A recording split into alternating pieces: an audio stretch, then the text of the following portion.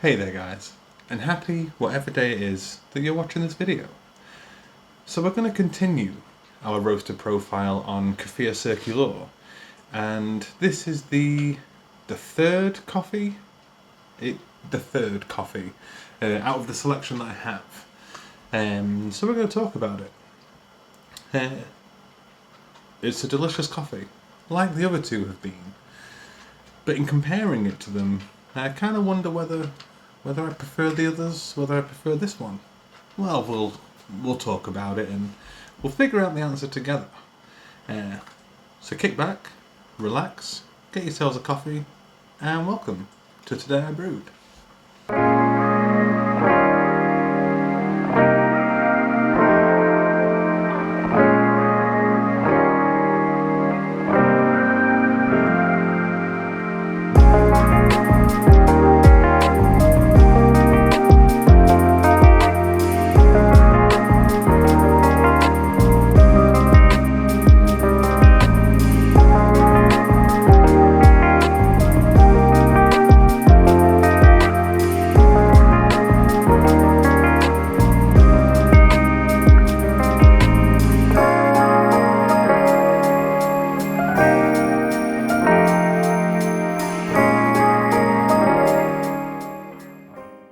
For this one, probably going to have to spend a lot of time reading off the back, because there are some words on there that I'm pretty sure I am about to butcher, but I want to give it my best effort to try and pronounce them correctly.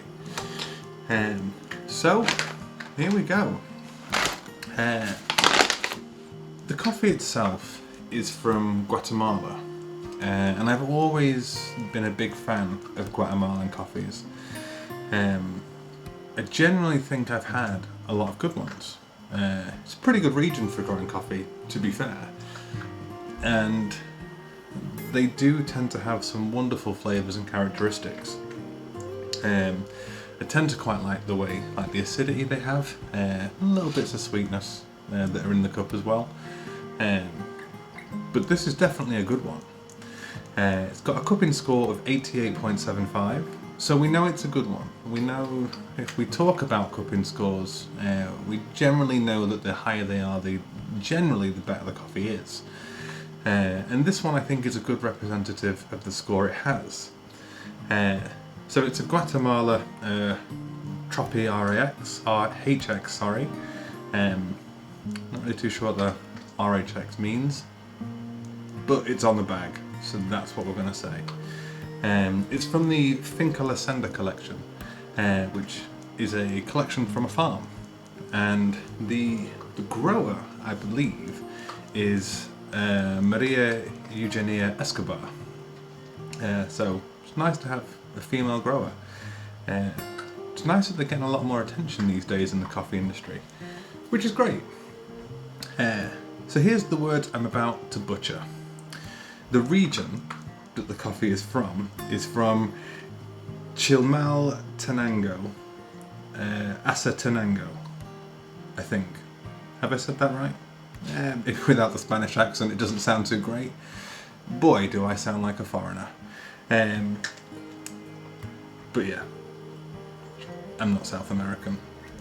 The altitude though, it's grown from 1550 metres to 1970, so it's pretty high up in terms of metres above sea level. And you know, I like higher grown coffees. I generally think they are pretty delicious. It's of the Caturra varietal, which I generally have had quite a lot of good ones.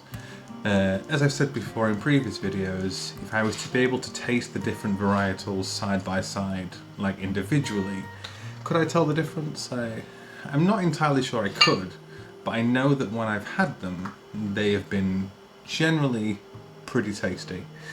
The process is honey. Well, gosh, we can't beat a good honey processed coffee. You know, and the price per kilo is about $24.50, which is decent.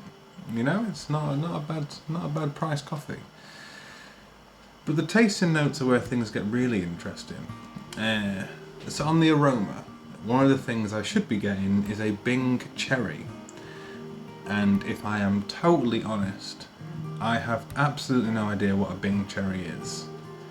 Maybe I've had one at some point, and I'm not entirely sure. I don't recall having one, but you know, it's there. So I'm hoping I've tasted it.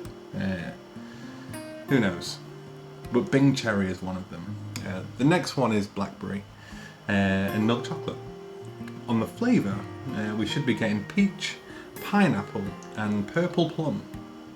I actually really dig plum and pineapples, and peach is always a good note to have when having coffee. And I've said it before, it's such a refreshing taste. All the noises that you can hear are my dog. He's eating and drinking and just being a dog. But he's cool. About 6 months old, so we're just doing dog things. The aftertaste is kind of where it gets pretty cool. So there's nougat, molasses, and raspberry.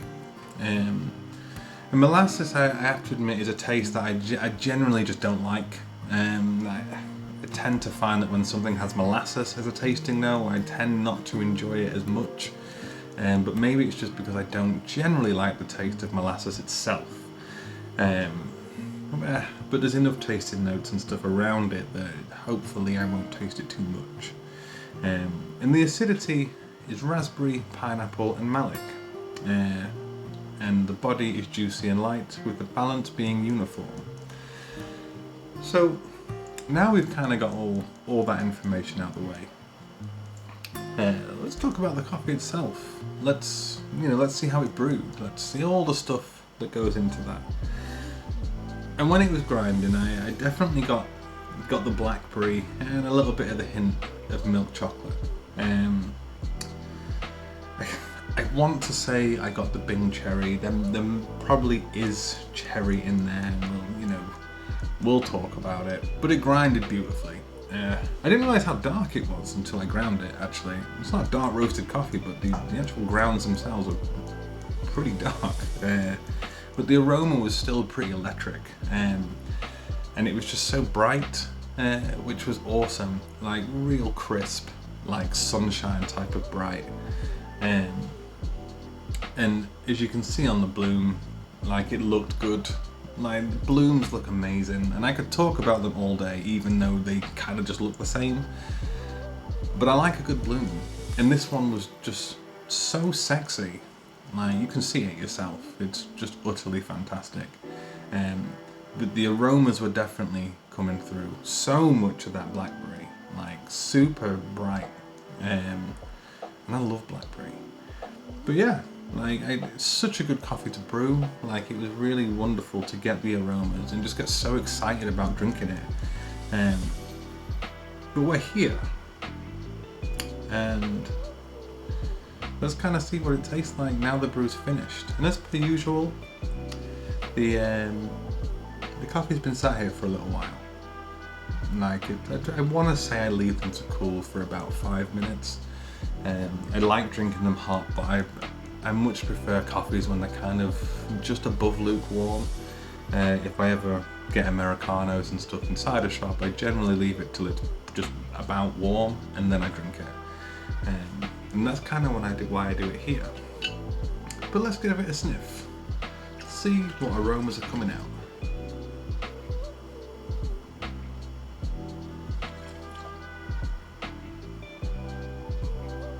So there's definitely some blackberry.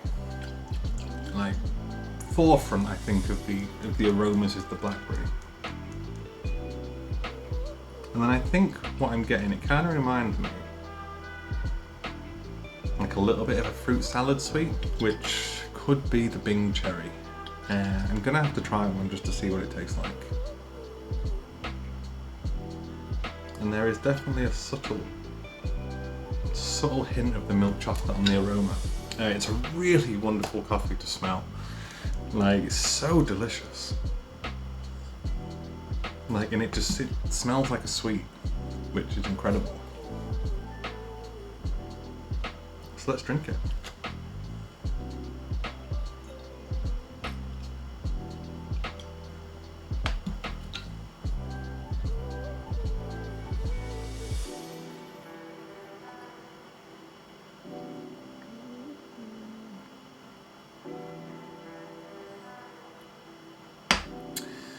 Well, that's just delicious. To be honest, that is a wonderful cup. I keep saying that as if I'm the reason that these coffees are so good, but they are just generally good coffees. So much pineapple, like not just the flavour of the pineapple, but like the acidity and like a little bit of sweetness of the pineapple. That is really front and centre. And the plum is coming in like quite nicely underneath that. Like it's a really lovely plum taste, and like a good ripe plum is wonderful. Like such a good fruit, underrated fruit I think. And there is a hint of the peach, which I think is making it, which is giving it that refreshing taste in the mouth. The aftertaste is definitely some raspberry. Like a sweetness of the nougat. Thankfully I'm not really getting much molasses, which is probably a good thing. But that is a wonderful, wonderful cup, and it just as it says on the packet, the body is juicy. Like that is some juice in the cup. And it is light. You know, it doesn't feel like a heavy coffee. It's a really pleasant experience to drink it. Not just sensory, not just in terms of aroma, but in terms of taste as well. It is a brilliantly sensuous experience. That sounds almost sexual, but I guess the coffee is that good. And it's definitely uniform. Like such a smooth finish as well, like super clean. Like wow, pretty spectacular, as I assumed it would be. So yeah, quick caption. Fantastic. But it's funny because when I was drinking this before, so the way these videos kind of work is that I spend about a week trying them on different like grind sizes and trying to get like a feel that I really dig. I don't tend to play about with temperature too much, as I really feel like coffees taste good on 93, and maybe I should experiment more, but so I dial it in over the course of the week, and usually by the time it comes to filming, these are the ones that I'm happiest with. But I'm actually surprised that this one tastes as good as it does, because as I've done it throughout the week, it hasn't tasted, it's tasted good, but not this good. I'm actually blown away by the quality of that. Must have just been right.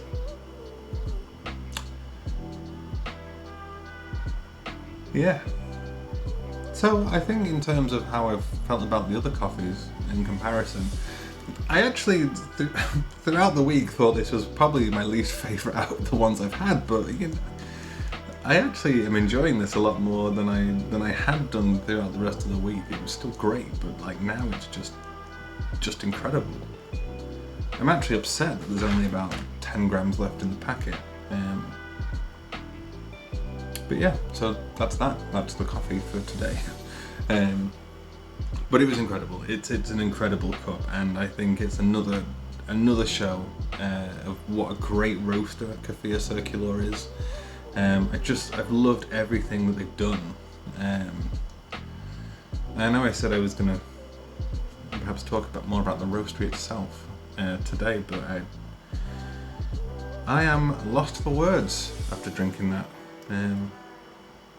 So I guess we'll just leave it there.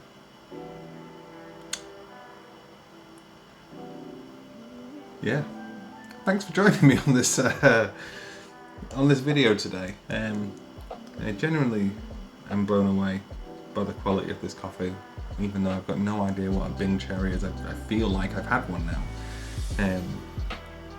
But yeah, if you've not got a coffee yet, go get yourselves one and take it easy. And thanks for tuning in to Today I Brewed. I am going to go quietly enjoy the rest of this cup. Take it easy.